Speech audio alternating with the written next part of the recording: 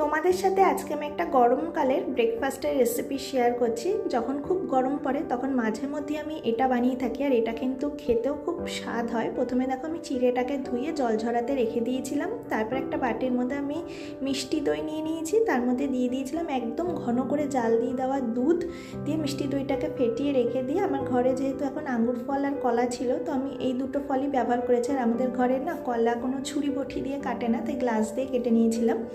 তো তোমরা অন্য যে কোনো ফল মানে মিষ্টি টাইপের আম, বেদানা এগুলো ইউজ করতে পারো। তারপরে মিষ্টি দইটা যে ফেটিয়ে রেখেছিলাম তার মধ্যে ধুয়ে জল ঝরিয়ে রাখা চিড়ে আর ফলগুলো অ্যাড করে তার মধ্যে আমি ঘন দুধটা দিয়ে মাখিয়ে নিয়েছিলাম।